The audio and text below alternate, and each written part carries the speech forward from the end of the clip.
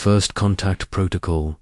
The Zephyrian reconnaissance fleet emerged from hyperspace like ghosts materializing from the void. Their sleek vessels, crafted from living metal that pulsed with bioluminescent patterns, represented the pinnacle of a civilization that had ruled the Outer Rim for 3 millennia. Commander Vex-High stood on the bridge of her flagship, the luminous Tide, her elongated fingers dancing across holographic controls that responded to her neural impulses. The Zephyrians had perfected the art of expansion through careful observation. They studied species for decades before making contact, analyzing weaknesses, cataloging technologies, and determining the most efficient methods of integration into their empire. It was a process that had never failed them across 47 successful conquests. "Commander, we've detected an anomaly in Sector 77 Alpha," reported Science Officer Krelton, his silver eyes reflecting the soft glow of his scanning array. The Zephyrian's natural telepathic abilities allowed him to interface directly with the ship's sensors, creating a seamless flow of information that no other known species could match. Vex-High approached the central display, where a map of local space rotated slowly. A single red marker pulsed in the darkness between 2 dead star systems. What type of anomaly? A vessel, Commander. Unknown configuration, but the energy signatures suggest it's been operational for approximately 50 Earth years. Krelton's mental voice carried undertones of confusion. The strangest part is its location. It's positioned in a region where no life should be able to survive. The sector in question was notorious among spacefaring species as a graveyard of ambition.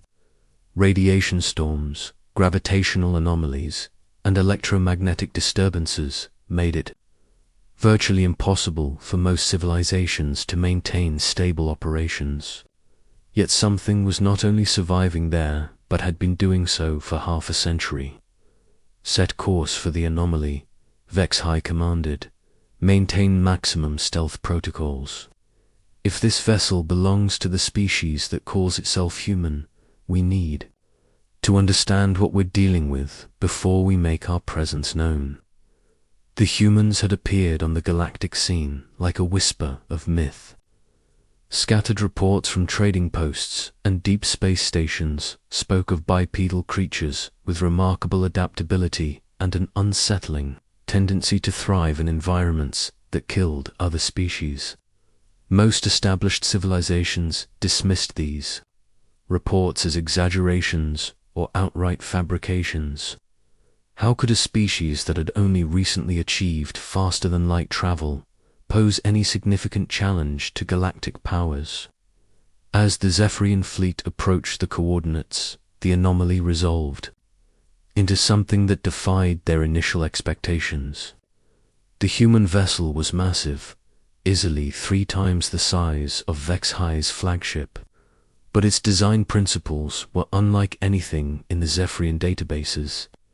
Where most civilizations favored organic curves or geometric precision, this ship appeared to have grown rather than been built. Commander Krelton's mental voice carried a note of bewilderment. "The vessel's whole composition is ... impossible. It appears to be part metal, part organic matter, and part something else entirely. My scanners are detecting quantum signatures. That shouldn't exist in normal space." The ship designated as the UES Indomitable hung in space like a sleeping leviathan. Its hull was scarred and patched, bearing the evidence of countless repairs and modifications. Solar collectors spread like wings from its central body, but they were arranged in patterns that seemed to shift and reconfigure as the Zephyr watched. Most disturbing of all, the ship appeared to be breathing.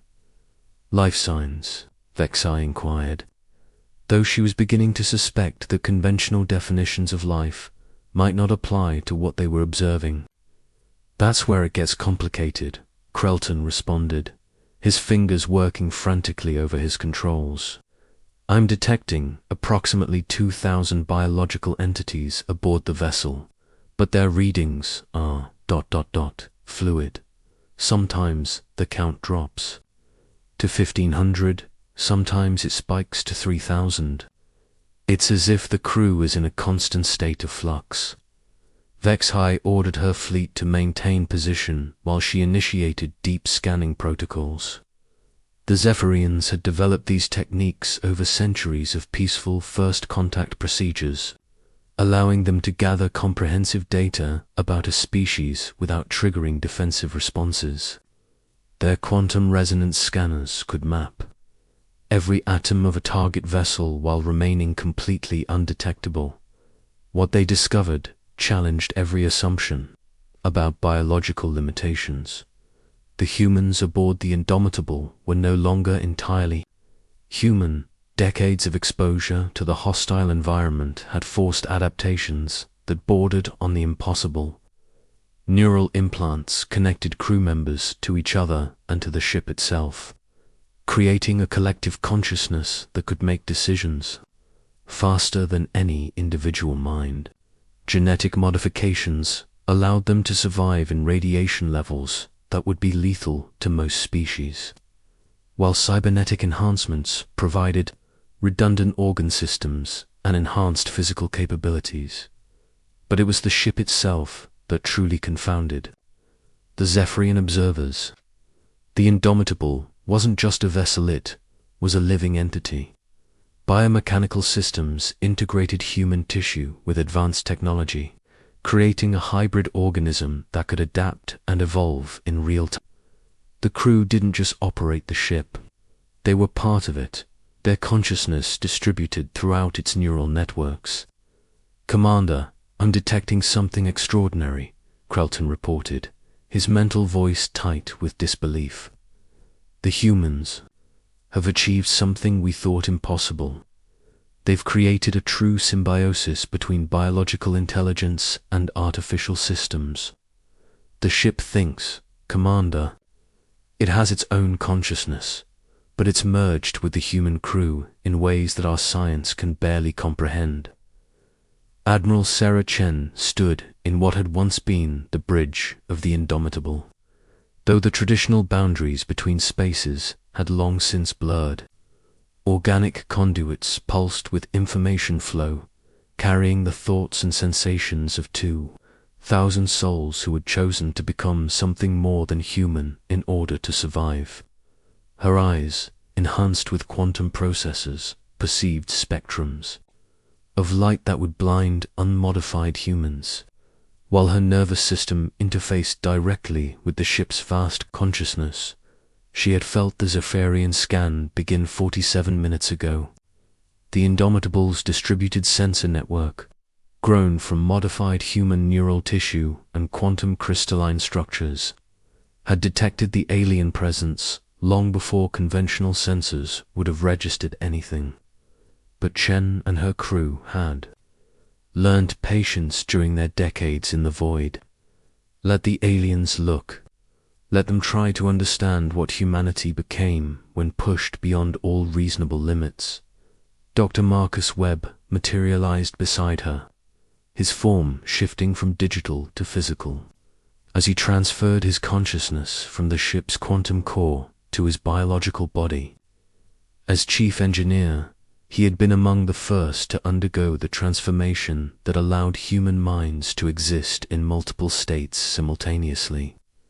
"They're thorough," he commented, his voice carrying harmonics from the ship's communication systems. "Zephyrian scanning techniques. I recognize the quantum signatures from our surveillance of their expansion into the outer colonies." Chen nodded, her awareness simultaneously focused on the conversation and on monitoring 17 different ship systems through her neural link. "How much can they see?" "Enough to be concerned, not enough to understand," Webb replied. "They're registering our biomechanical integration, but their sensors can't penetrate the quantum barriers we've developed. They know we're different, but they don't know how different. The transformation of the Indomitable and its crew had been born of necessity, not choice. 50 years ago, the ship had been humanity's first attempt at a generation vessel designed to carry colonists to distant worlds. But a catastrophic navigation error had stranded them in the most hostile region of known space, surrounded by radiation storms and gravitational anomalies that made escape impossible. Faced with certain death, the crew had made a decision that would have been considered madness by any conventional standard. Led by visionary scientists and desperate survivors, they had begun experimenting with the integration of human consciousness and artificial intelligence. The process was dangerous, often fatal, but those who survived gained abilities that allowed them to thrive in their impossible environment.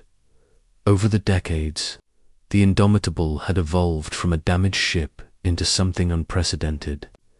Its hull had been grown rather than repaired, using biomechanical processes that incorporated human tissue into the vessel's structure. The crew had become symbiotic with their ship, their consciousness distributed across both biological and digital systems. They were no longer bound by the limitations of single bodies or linear thought processes. Commander Vexhai is competent, Chen observed, accessing the ship's analysis of the Zephyrian fleet. Her expansion techniques are efficient, though predictable. She's trying to understand us, using conventional parameters. Webb's form flickered slightly as he processed data streams directly from the ship's sensors. Should we make contact? The price of survival. Commander Vexhai felt her confidence wavering as the deep scan data continued to stream across her displays. What she was seeing challenged not just her understanding of human capabilities, but her fundamental assumptions about the nature of life itself. The Zephyrians had encountered hundreds of species during their expansion across the galaxy, but none had achieved the level of biological and technological integration that the humans aboard the Indomitable displayed. Krelton, run the analysis. Again, she commanded, her mental voice betraying none of the uncertainty that gnawed at her thoughts. These readings can't be accurate. The science officer's response carried undertones of confusion and growing alarm. I've run the scan 17 times, Commander. The results are consistent. The humans have achieved something that our theoretical xenobiologists claimed was impossible: true consciousness transfer between biological and artificial systems. The implications struck Vexhai like a plasma discharge. The Zephyrians' entire expansion strategy was based on their understanding of species limitations. They catalogued weaknesses, exploited dependencies, and used superior technology to overwhelm less advanced civilizations. But how could they overcome a species that had transcended the normal boundaries of biological existence? Show me the crew distribution patterns, Vexhai ordered, moving to the central holographic display. What materialized before her defied every law of biology she understood. The human crew didn't exist as discrete individuals, but as a fluid network of consciousness that could shift between biological bodies and digital constructs at will.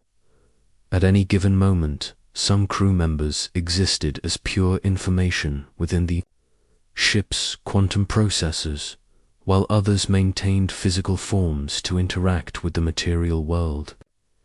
They've solved the consciousness transfer problem, Krelton reported, his mental voice tight with implications. Not just backup and restore, but true real-time existence in multiple states. A single human mind can operate simultaneously in biological tissue and quantum matrices. Vexhai studied the data streams flowing across her displays. The humans had achieved something that Zephyrian science had been pursuing for centuries: the ability to exist as both matter and energy, biological and digital, individual and collective. But the cost of this achievement was becoming clear as the scanners revealed the full extent of their transformation. The original human bodies aboard the Indomitable had been extensively modified. Genetic engineering had restructured their cellular composition to survive in hostile radiation environments, while cybernetic implants provided direct neural interfaces to the ship's systems. But these modifications went far beyond simple augmentation. The humans had integrated their biology so completely with their technology that the distinction between organic and artificial had become meaningless. Commander Krelton's mental voice carried a new note of urgency, undetecting massive quantum fluctuations in the human vessel. It appears to be awakening. The Indomitable was indeed stirring to full consciousness. What the Zephyrians had initially perceived as a ship was revealing itself to be something far more complex, a hybrid entity that combined the collective intelligence of 2,000 human minds with quantum processing systems that operated beyond conventional physical limitations. Admiral Chen felt the Indomitable's attention focus on the alien vessels surrounding them. Through her connection to the ship's vast sensor network, she could perceive the Zephyrian fleet in perfect detail. Their biomechanical vessels were impressive by galactic standards, but they represented a philosophy of technology that the humans had transcended decades ago. "They're beginning to understand," Dr. Webb observed, his consciousness flowing between his biological form and the ship's quantum core. Zephyrian neural patterns are showing stress indicators. They're realizing that we're not what they expected to find. Chen smiled, the expression carrying across multiple forms of her distributed existence. Open a communication channel. It's time they learned what humanity becomes when pushed beyond all limits. The communication array that extended from the Indomitable was itself a marvel of biomechanical engineering. Grown from modified human neural tissue and quantum crystalline structures, it could broadcast across multiple dimensional frequencies while simultaneously interfacing with the consciousness of every crew member. Commander Vexhi's bridge erupted in controlled chaos as the human transmission began. The signal wasn't just audio and visual it carried. Data streams that bypassed conventional receivers and interfaced directly with Zephyrian neural implants. For a species accustomed to mental privacy, the experience was profoundly unsettling. Admiral Chen's image materialized on the main display, but her appearance was unlike anything the Zephyrians had encountered. Her features shifted subtly as different aspects of her consciousness came to the fore, while her eyes reflected depths that seemed to contain entire networks of information. When she spoke, her words carried harmonics that suggested multiple voices speaking in perfect unity. "Greetings, Commander Vexhi of the Zephyrian Empire," Chen began, her voice resonating through dimensions that the aliens' technology could barely perceive. "We have been aware of your presence for quite some time. Your scanning techniques, while sophisticated, are easily detected by beings who exist partially outside normal spacetime." Vexhi struggled to maintain her composure as the implications of Chen's words struck home. "You knew we were observing you. We have been monitoring galactic civilizations for decades," Chen replied, her form shifting slightly as she accessed different data streams. "Your expansion pattern was predictable, and your approach to our position was calculated years ago. We chose to allow your investigation because it serves our purposes." The Zephyrian commander felt a chill that had nothing to do with the temperature of her bridge. "What purposes?" Chen's expression carried something that might have been amusement, but the emotion was filtered through a consciousness that operated on scales beyond individual human experience. "Commander, your species has achieved remarkable things through biological and technological integration. But you have maintained the fundamental limitation of discrete consciousness. Each Zephyrian mind exists as a separate entity, connected but not truly unified. As she spoke, the Indomitable began to demonstrate its capabilities. The massive vessel shifted and reconfigured itself, its biomechanical systems flowing like liquid metal, guided by thought.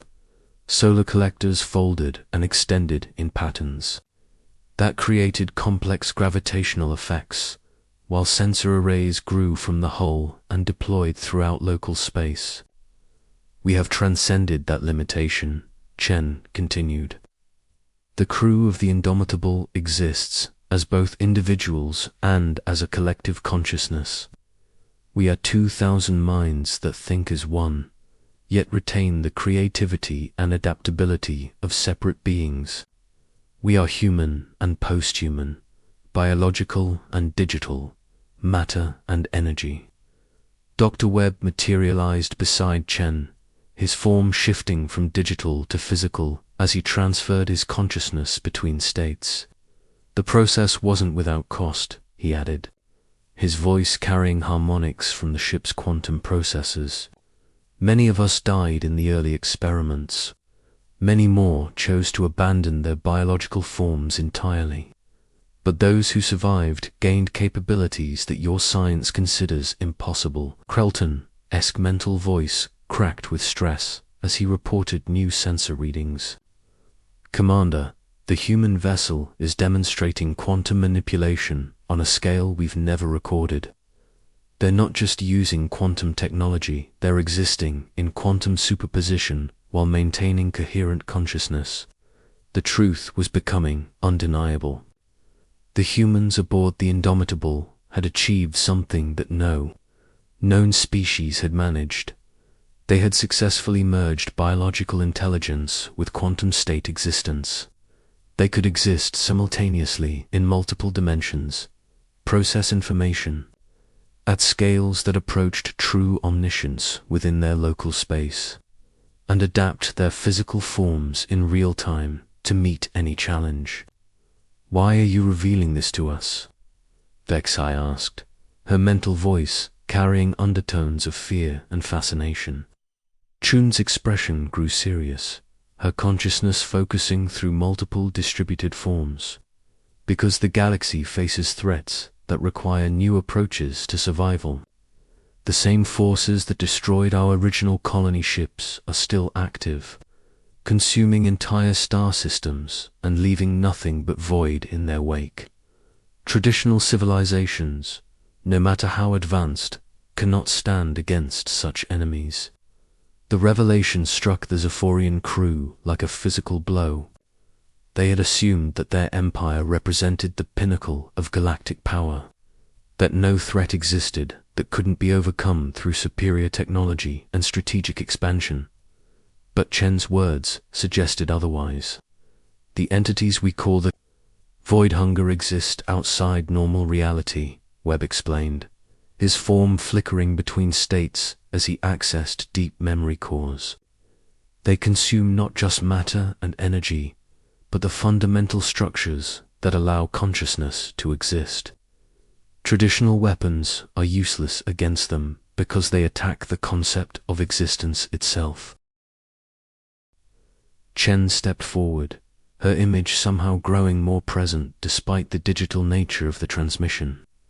Humanity survived their first assault by becoming something they couldn't easily consume. Beings that exist partially outside the reality. They feed upon. We have spent 50 years preparing for their return, developing capabilities that transcend the normal limitations of biological life. The implications were staggering. The humans had undergone their radical transformation, not out of ambition or curiosity, but out of desperate necessity. They had faced extinction and chosen to evolve beyond the constraints of their original nature rather than submit to annihilation. What do you want from us? Vexai asked, though she suspected she already knew the answer. Nothing, Chen replied, her consciousness radiating through multiple dimensional frequencies. We offer you a choice.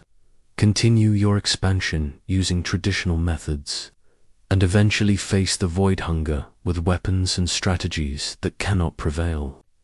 Or consider that survival might require transformations that challenge everything you believe about the nature of existence. The transmission ended, leaving the Zephyrian bridge in stunned silence.